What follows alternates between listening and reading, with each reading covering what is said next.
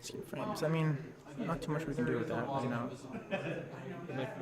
Okay. Hopefully it'll It drop. should drop. I don't Yeah. know why it's doing it today of all days, but It's okay. I have like nothing else in the background.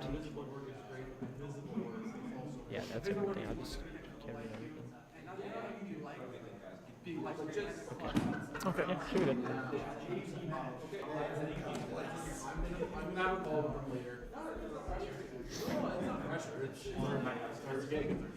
A little laggy still, but it's okay. Okay, sounds good.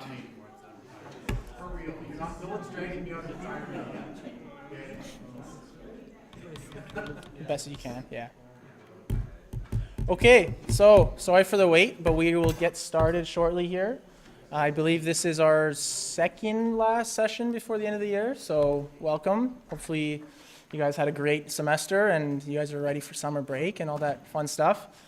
We have a pretty good session planned for you guys here. We have about 5 articles for news, and then we'll have a break, and then Conrad will do a very nice malware dissection, and it's actually quite cool. It's a very interesting topic, and yeah, so today, like I said, we just have a few articles.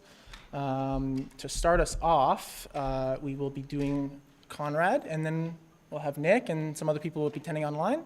We'll have a break, and that's pretty much it. So if everybody could welcome Conrad, we'll get everybody started.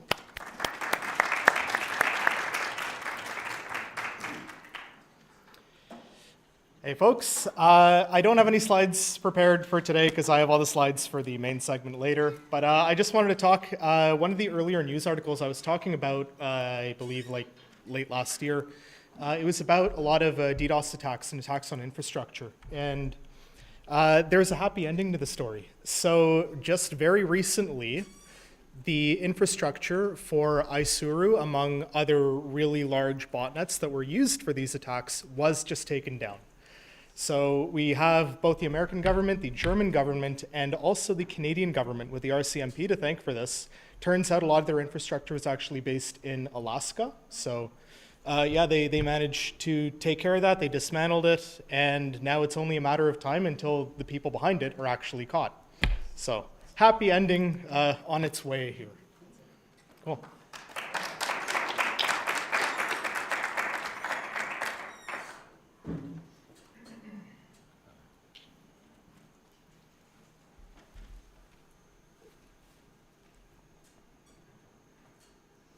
Okay, I'm going to be talking about a attack kit that targets iOS versions 18.4 to 18.7. First of all, how many of us have iPhones?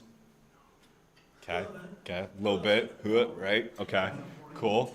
Do any of us keep it relatively up to date? You know, no, ish, yeah, okay, cool. Well, today I'm going to be briefly explaining the Dark Sword Exploit Kit, a highly advanced attack framework targeting iOS devices. As I've previously stated, Dark Sword is a browser-based exploit chain that affects iOS versions 18.4 to 18.7, which was a while ago, just so we all know. As someone who just upgraded from an iPhone 8, I'm up to date, right? I heard that. And it's notable because it combines 6 vulnerabilities. 3 of them are 0 days to achieve full device compromise. It's used by both state-sponsored actors and cyber criminals. It's been reported that they're mainly from Russia. It delivered through compromised websites in what's called a watering hole attack. Firstly, the victim simply visits a malicious or compromised website. There's no download required. Just loading the page is enough to trigger the exploit via the onload command in JavaScript. As far as initial compromise, the exploit targets WebKit, which is a browser engine used by Safari. By abusing memory corruption vulnerabilities in JavaScript core and related components, the attacker gains remote code execution inside the browser. However, at this point, they are still sandboxed, which would lead us into the next step of the attack, which is the sandbox escape.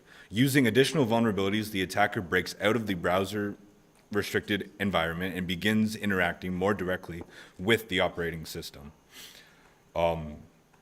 The next step is obviously privilege escalation. The exploit includes kernel-level vulnerabilities that allow the attacker to gain root access. This is critical because it gives full control over the device, access to all files, apps, and system processes.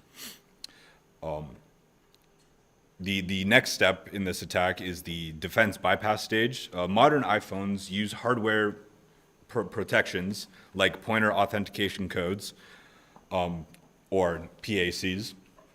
Unfortunately, DarkSword includes a 0-day that bypasses this precaution, making the exploit more stable and reliable on newer devices. Once full control is achieved, the attacker deploys a payload. This could be anything this could be anything ranging from spyware or data stealing malware capable of accessing messages, photos, credentials, and even your cryptocurrency wallets. Finally, the attack uses a hit and run, quote unquote, approach. Data is quickly exfiltrated to the attacker's servers, and the malware may delete itself to avoid detection, leaving minimal forensic evidence behind. For all of us taking forensics, that would be a nightmare to go through. In summary, DarkSword is significant because it demonstrates a complete exploit chain from browser entry to full system compromise. Using multiple coordinated vulnerabilities, it highlights how modern attacks rely not only on a single flaw, but on chaining several vulnerabilities together to bypass layered defenses. Thank you.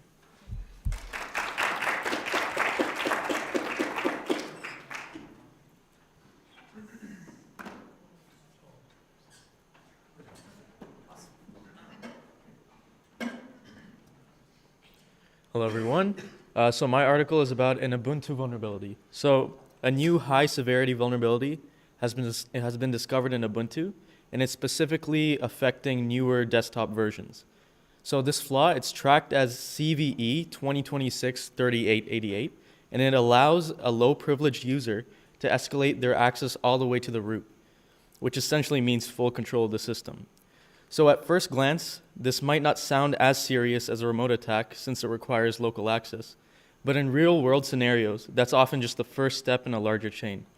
Once an attacker gains any foothold, whether through phishing, malware, or another vulnerability, this kind of flaw can be used to take complete control. So what makes this particular issue interesting is how it happens. It's not caused by one obvious bug, but by the interaction between two trusted system components that are supposed to keep things secure.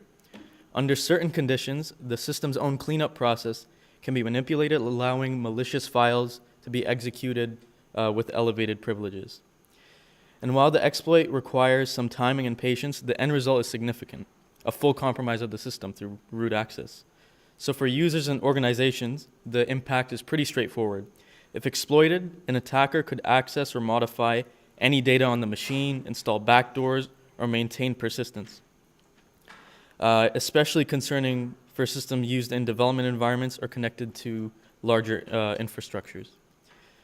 Ubuntu, the good news is that Ubuntu has released patches to address the issue and is advising users to update as soon as possible.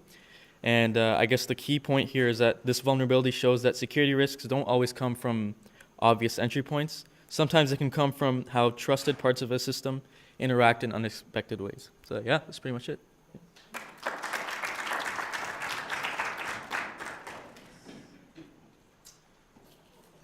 So we should have an online presenter for this one, so we're just going to make sure that he's all set up for this, and then we will get him to present. I don't know, can we hear him? Yes. One sec, we're just adjusting the volume. Can you keep speaking? All right, testing. Yeah, perfect. You're ready to go. Perfect. Okay. Hello, everyone. My name is Vishnu. I'm Vish on the Discord, and I'm a content developer here at ISSessions. So I'm going to keep it a bit short today, but today I wanted to talk about a new Android malware known as Perseus and why you should be aware of it. With the ability to exfiltrate data from your saved passwords, financial information, or even like Google Keep or any other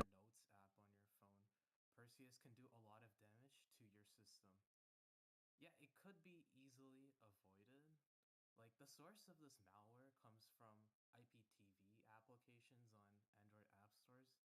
For those of you who don't know, those are like apps used to like broadcast live content such as like sports and television illegally. So those who download these types of free apps online are the ones who get targeted with this sort of malware, and which has been happening in areas such as like Turkey, Poland, Germany, and Italy. And Perseus has the important ability to bypass sideloading restrictions on Android 13 and over. The malware abuses Android accessibility services, which is used to help those like to enhance the user interface of the Android operating system for those who have accessibility needs, such as for those with disabilities. The abuse works in such that the malware can continuously capture screenshots, launch and block apps, hide activity from the victim, and perform key logging actions. Perseus scans and extracts the stored data from these applications, and the data is sent to an attacker with the C2 panel. This is terrible on the user endpoint because it can allow attackers to take full control of your device and allow your data to be compromised to them.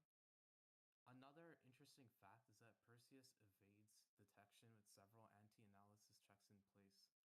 So this is pretty straightforward. Like you should you should kind of don't blindly trust like these pirated software, and like also don't uh just be sure to review, like, aside from pirated software, um know that like you shouldn't blindly trust apps that aren't on legitimate marketplaces like the Google Play Store. There are like legitimate apps that are not on the Google Play Store, but be sure to like manually verify these apps and check like the repository on GitHub or anything like that to make sure it's actually trusted. And one of the main recommendations in this scenario is to ensure that the Play Protect service is active, which can scan for threats on your device and let you know if there was some sort of issue with the apps or like anything to reduce the risk of malware on your device. So that's it with me. I'll pass it off to the next presenter.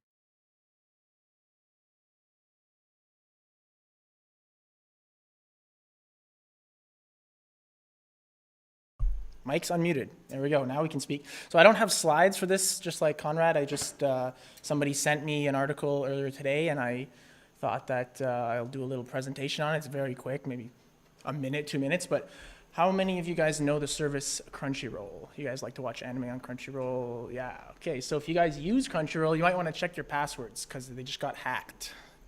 So last week, I think it was the 13th of March, so maybe a week and a half ago. It only got released 2 days ago, the actual hack, but a couple weeks ago, so Crunchyroll uses a support desk called Zendesk, which I'm sure you guys know that support desk. It's very common for breaks and security and a bunch of other problems, but it once again was Zendesk in India, and a support person for Crunchyroll had malware executed on their computer, and the threat actor was able to gain access to Crunchyroll's internal servers for 24 hours.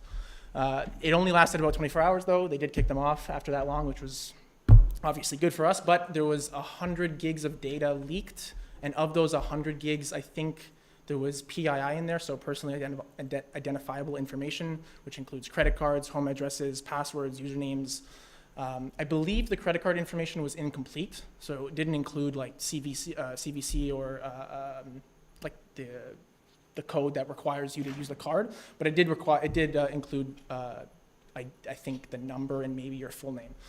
But definitely change your passwords, especially if you're using that same password across other sites or that same email combination across other sites, because the first thing hackers will do is they'll take that email combination and they'll try other sites with that information. So definitely change that as soon as possible if you have that issue. And yeah, just watch out for hacks like that. That's pretty much it for me. So that's it. And then we're going to go on break. So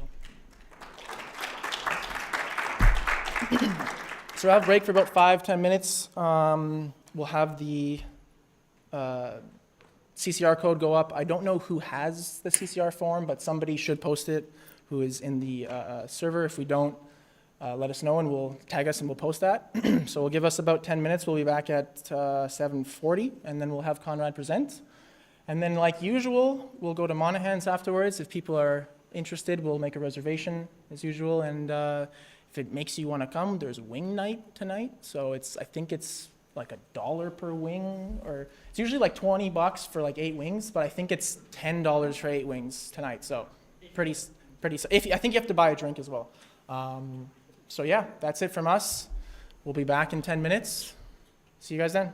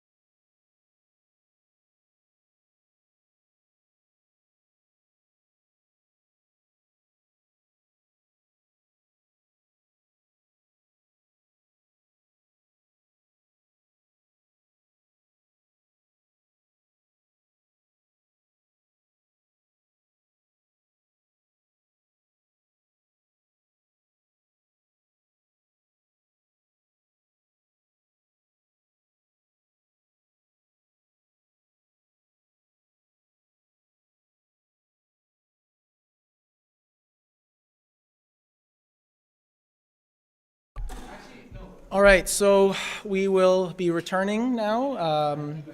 Conrad has a great malware dissection presentation that he found. Well, he made the presentation, but he found some malware online. He'll tell the whole story. You guys will enjoy it, hopefully, and yeah, that's pretty much it. So actually, before we do that, usually when we ask these questions, it's never really an accurate number, but could I get a quick raise of hands for who thinks they'll be coming to Monaghan's afterwards? Okay, perfect. Thank you. All right, awesome. So get ready for Conrad's presentation. Thanks, guys.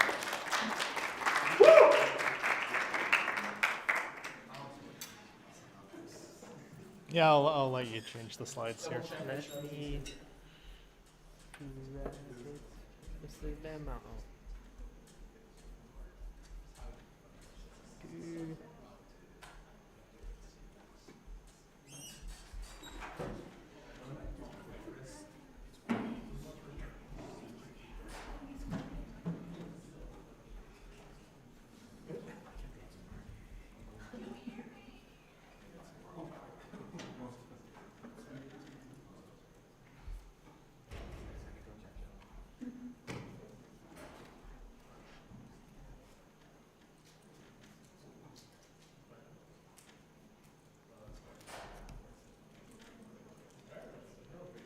Okay, cool.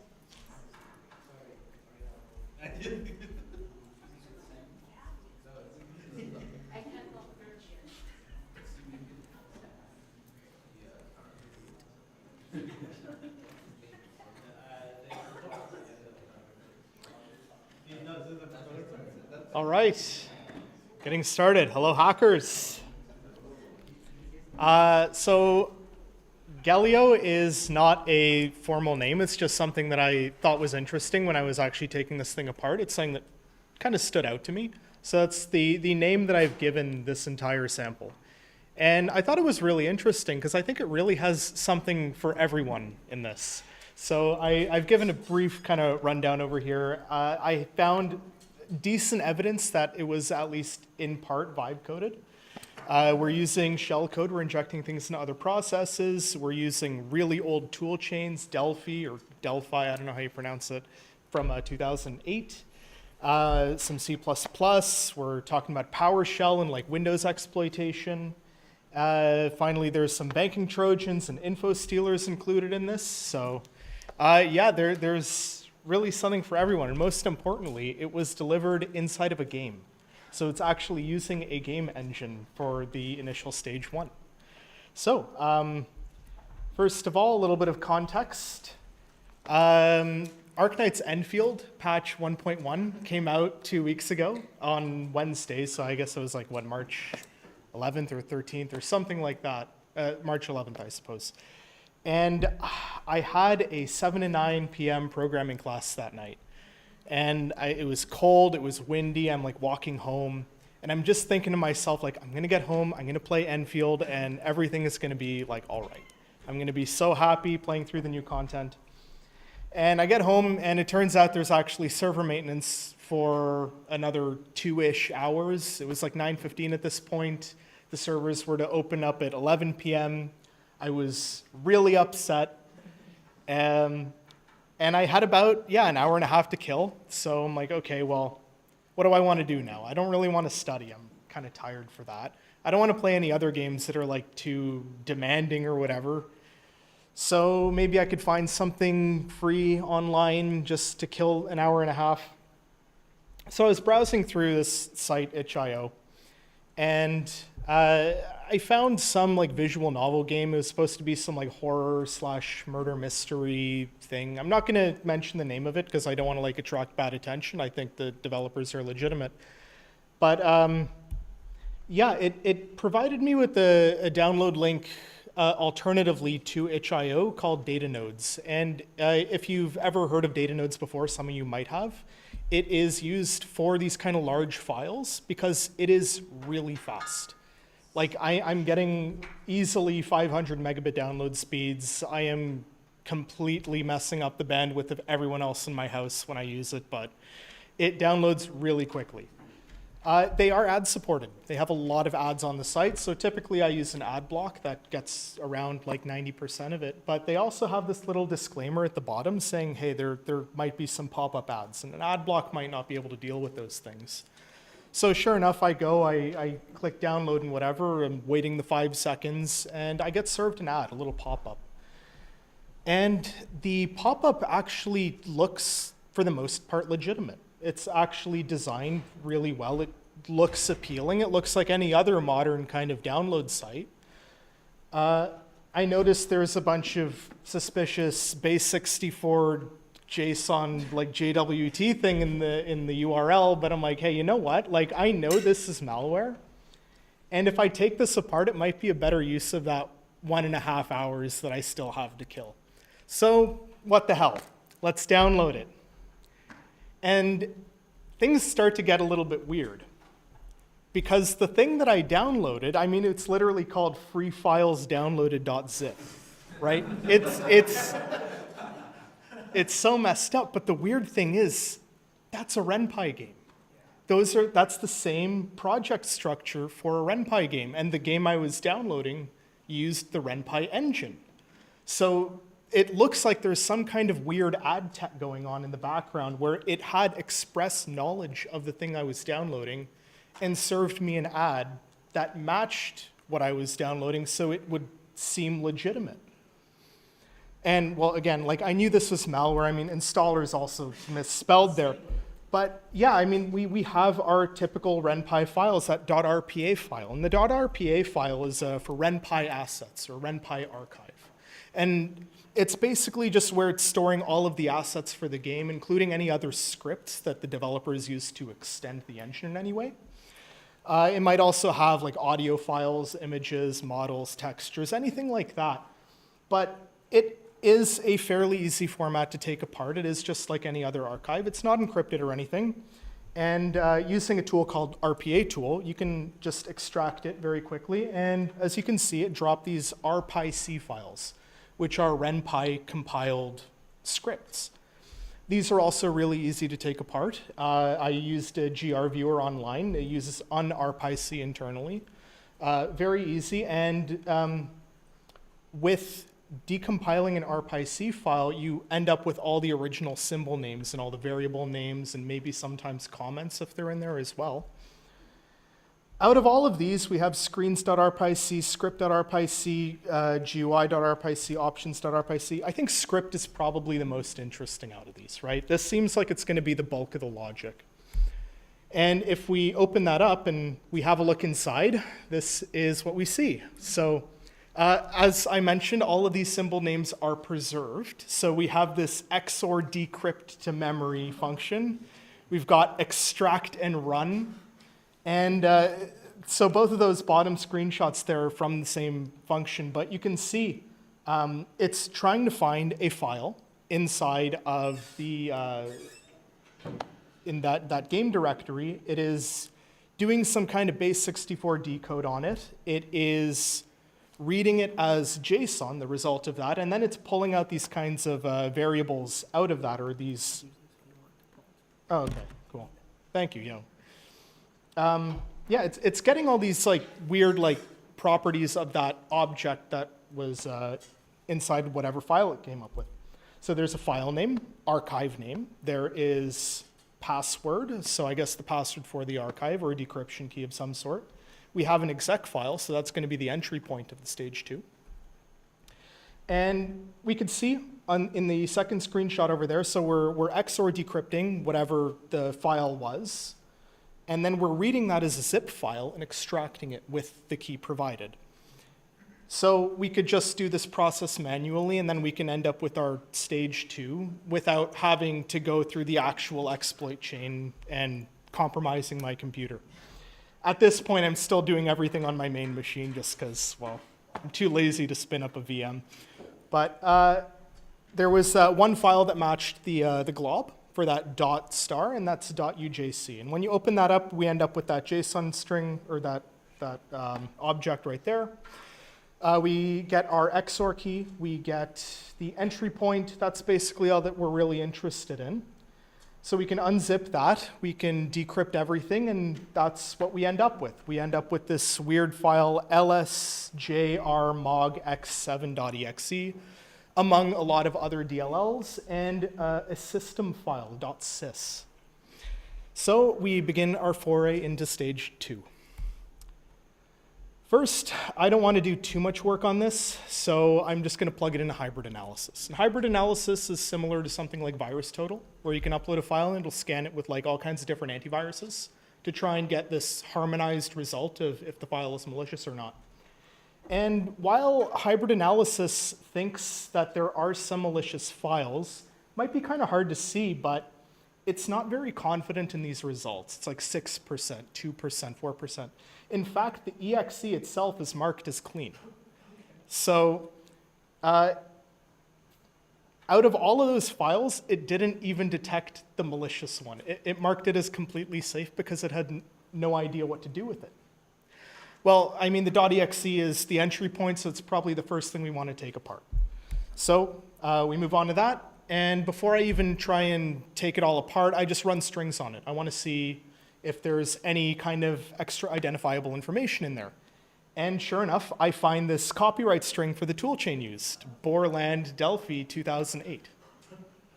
Very old toolchain. And Delphi is an interesting language. It's object-oriented. It's also native. It's very similar to like C++, maybe easier syntax for people to learn. But if you're taking apart any kind of object-oriented binary, especially a native one, it's going to be really difficult because you have to take apart objects in the way that the machine understands them. So you have to be reconstructing all those like virtual function tables and things like that, which can be a bit of a pain in the ass. So I don't really want to do that. But there's this other string that's really interesting. There's this f:/devopsyanfa/agent/ p-hash or UID of some sort. That looks like a codex agent. There's a decent amount of evidence over here to say, hey, you know what, this binary might have been built or at least assisted in being built by an AI agent. So there's a decent chance this could have been vibe coded. Next, I wanted to have a look at that sys file, because sys files are usually used for drivers. And drivers are, well, I mean, if it's installing a driver, that's probably a really bad thing, because it's going to get kernel access. We don't want that.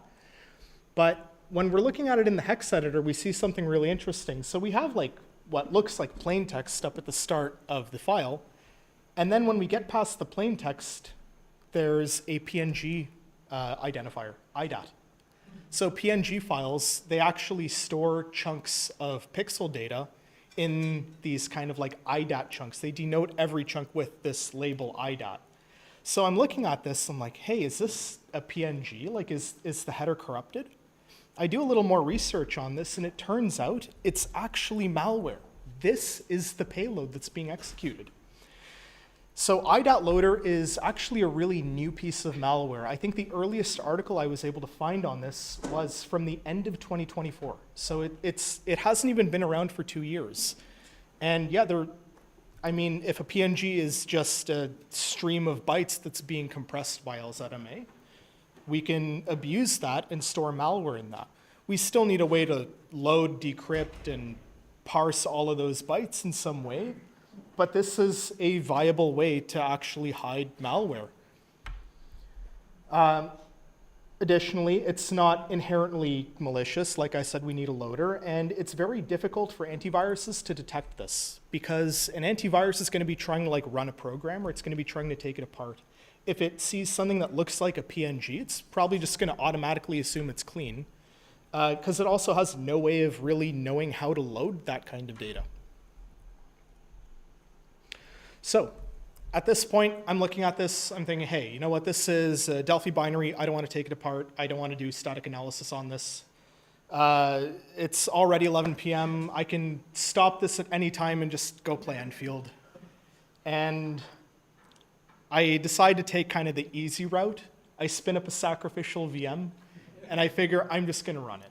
I'm just going to run it. I'm going to see what it's doing. I'm going to spin up Wireshark, see what kind of network requests it makes.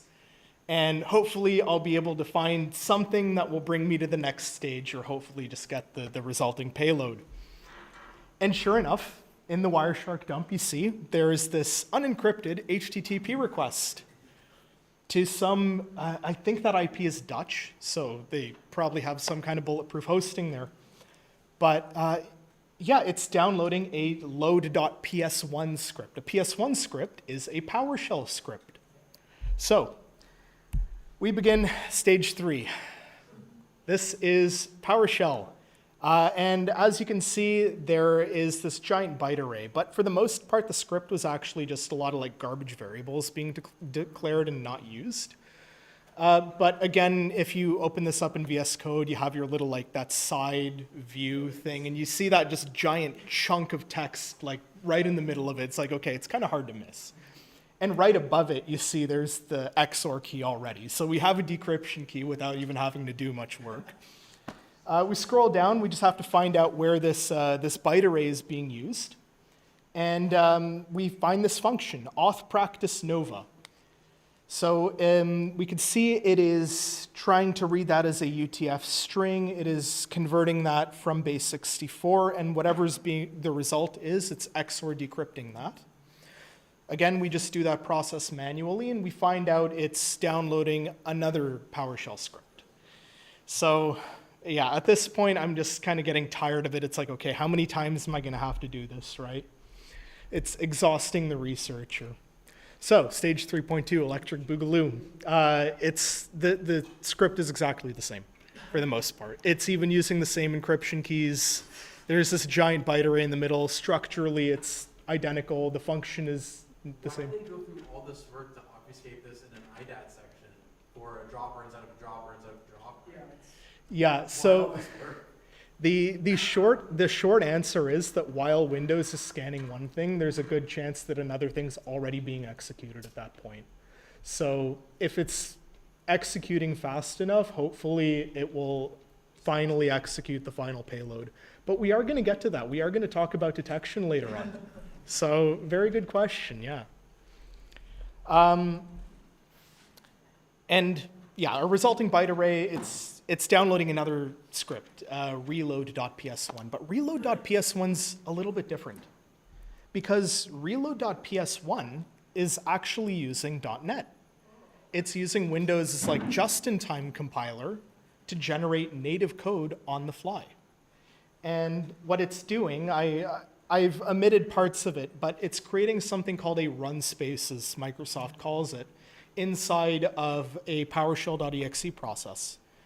And from there, it is loading code into that run space, native code, and executing it.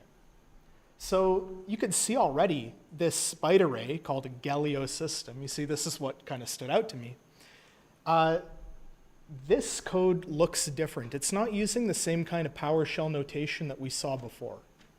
This is using those like hexadecimal escaped strings instead of these like decimal literal values.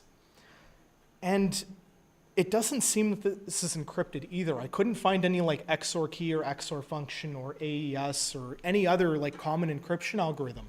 So at this point, I'm thinking, hey, if this is what's being injected into the process, this just might be shellcode. So that brings us to stage 4. And this is where things get significantly more difficult now. So we could dump our byte array and hopefully just disassemble that shellcode, right? We have disassemblers, we have tools like Ghidra or x64dbg or IDA Pro or anything like that. We have all these tools available to us. So hopefully we can just disassemble it. And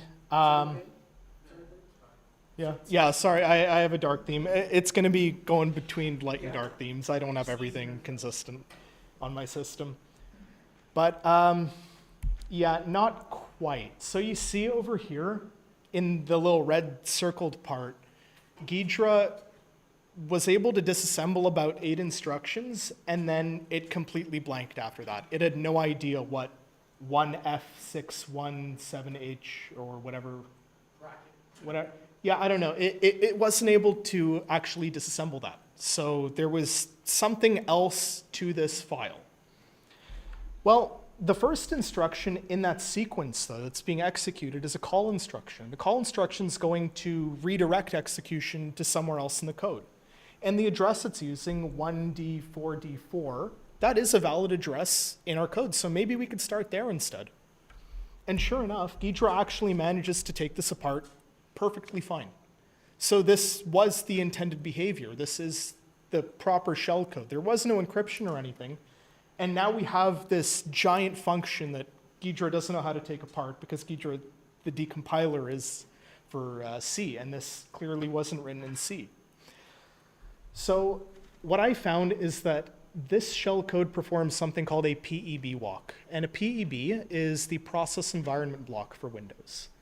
And basically, every single Windows process, no matter if you're using the Windows API or not, is going to load all of the Windows API DLLs, all those other libraries, into memory. So kernel32.dll gets loaded into memory. NTOS kernel.exe gets loaded into memory. ntdll.dll gets loaded into memory. All of those DLLs, all of those functions are available to any process so long as they can find a way to access it. And the way you access it is by reading the process environment block for the process you're in, and then navigating through these very poorly documented structures. So first we get the PEB, then we go on to loader data, and loader is where all of those DLLs are loaded.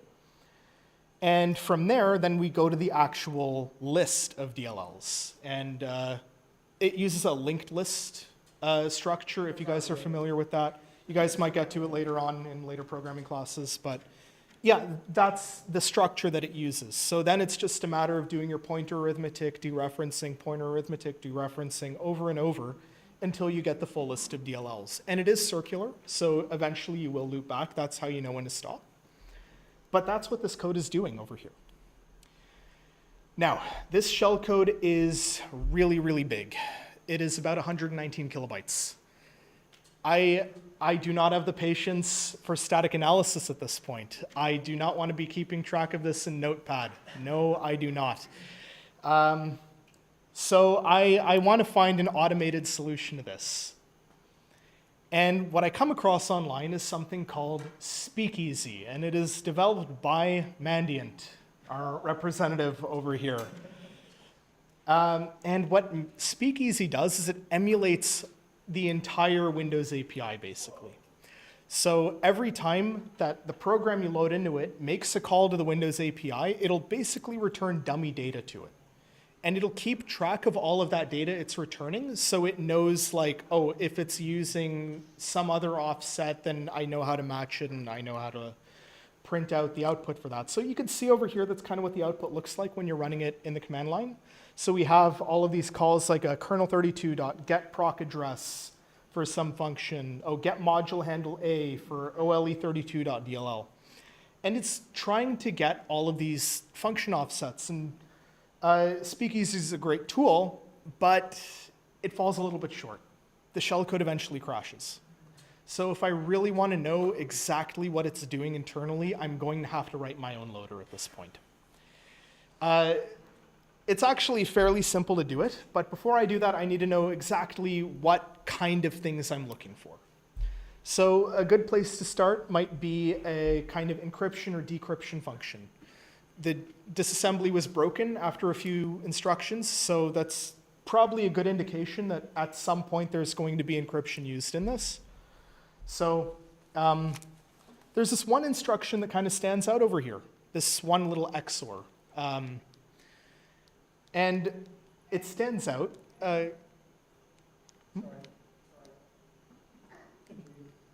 Yeah. Yeah, it's the only XOR in this entire block of code that operates on memory. And XORs are commonly used for encryption and decryption because they're very lightweight. The computer's really good at doing them. It is very easily reversible with the same key. And out of all of the other, so all the other XORs that I found in this code, I think there were about 15 of them, they're all used for zeroing out a particular piece of memory. Because an XOR, as we all know from computer math, it is anything XORed with itself is always equal to 0. So you're going to see a lot of instructions like even at the bottom over there, XOR R14D, R14D. That's going to result in 0 every single time. So yeah, this instruction's what stands out, and you can see the arrows over here, so it's a bit of a loop. It's jumping back and forth. So that's probably a really good place to start. As for the loader, it is probably not my proudest code, but that's what it looks like. Basically, it's just loading the data into memory. It's setting that memory to be executable, and then it doesn't do anything with it. So at the very least, like, it's not going to execute, but then I can load it up in the debugger, I can jump to that location, and then I can start executing it myself in a controlled environment. At this point, I'm doing everything in the virtual machine. So that's all I do. I just set a breakpoint right after the loaded function, or where it prints out loaded, right at the bottom, line 22 over there. I set a breakpoint, and then I jump to the actual shell code. And we could see at the bottom screenshot over there, yeah, we have our 8 instructions, then some broken disassembly. And the next 64 DBG is like trying to fill in the blanks, but it's not doing a great job. So nothing to worry about there. I can start jumping around and seeing what's inside. So we mentioned decryption is probably one of our priorities at this point. So we find the instruction in question. We set a breakpoint on that. And when that executes, we will hopefully get the address of whatever it's decrypting. And then if we set a breakpoint right after that subroutine and we run it again, then we should be able to see everything that was decrypted all at once. And that's exactly what I do, but it still falls a bit short. So you can see there's like some fragments of a proper binary up over here. We have that kind of this program, something, something, DOS mode. Exactly. It looks almost like a DOS header for a Windows executable, but it's broken in some weird way. Thankfully. Yeah, I mean, true. But I have seen this before. In fact, there's a really, really common piece of malware that uses this exact technique. And that piece of malware is called SmokeLoader. So, SmokeLoader is a very long-running malware. I think they've been active since about 2011, just under the name Smoke. And what fascinates me about it is that it's not inherently malicious. It only really has one task, and that's to disguise a payload, drop a payload onto the computer, ideally straight in memory, so without even writing to the disk, and then disappearing. So this malware, I think the last I heard, for a legitimate license, as legitimate as you can get, I guess, it costs about $1,000, and it is constantly being updated. So that QR code down there, that is a talk from B-Sides Portland 2022, where an analyst was actually going through the like modern version of SmokeLoader at that time. So it's a great trove to just see like all the different kind of protections it has in place, just how over-engineered it was. But there are still some key differences with this sample that I have over here versus the one from like 3 or 4 years ago. So this is actually a modern or more up-to-date version of it.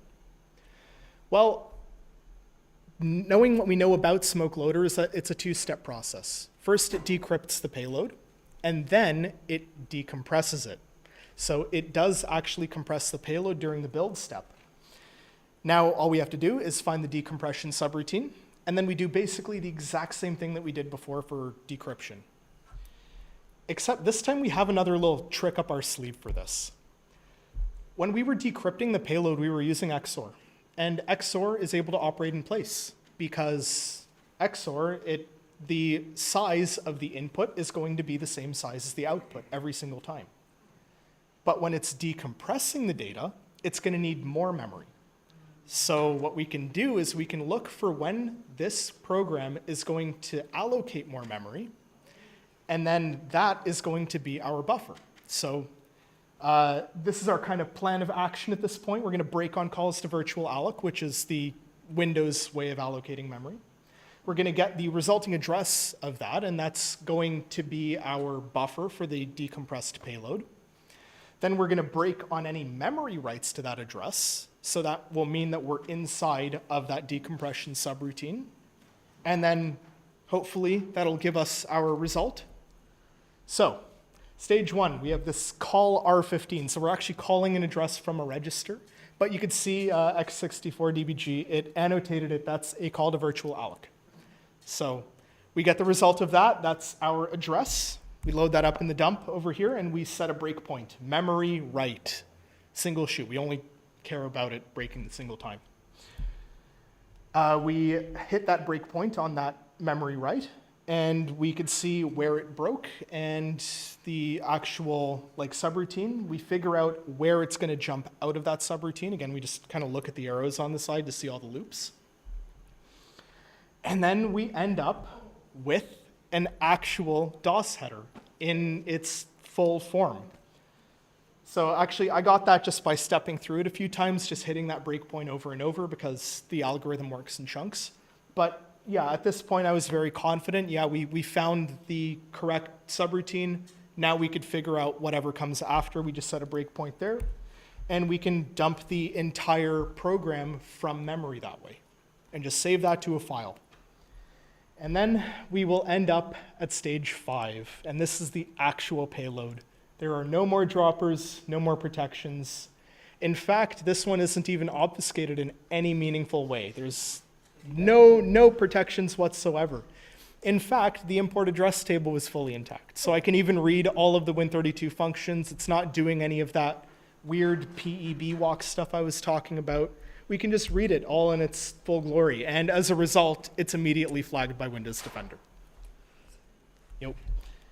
So, Jamie, as you were saying, yeah. So at this point, when I dumped it to memory, immediately flagged it. Even Windows Defender caught it. And it is something called Clipbanker. So Clipbanker, what it does is it reads the clipboard of the target. And every time the target is going to copy a crypto wallet address, so like Bitcoin, Litecoin, Ethereum, any of those, it will replace it with the attacker's address. Because if the target was copying an address, there's a pretty decent chance that they're copying it so they could send money to it.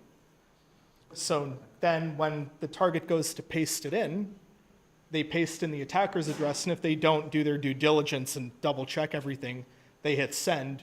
Well, now the attacker has all of those crypto funds, and there's no way to reverse it. Now, that's what I found, at least online, about what Clipbanker is. But I found evidence that this is, again, a modern version that has not been documented. So actually, the article I was reading was from March 6th, so about a week before I took all of this apart. And it did not mention that Clipbanker will also send a remote procedure call to Binance servers.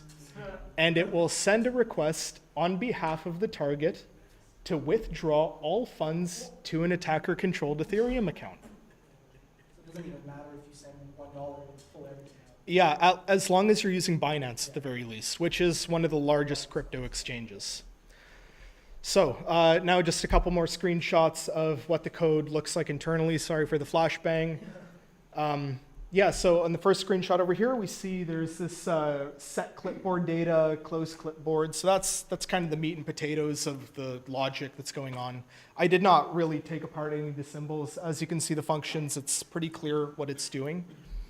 On this side over here, we have this giant switch statement that's determining what kind of crypto address is copied. So the attacker actually has like 7 different cryptocurrencies that they're trying to steal. So the first one there, or the first 2 are Bitcoin addresses. Next is Bitcoin Cash. Under that is Ethereum. At the bottom, there's a Litecoin as well. A couple others that I wasn't able to identify.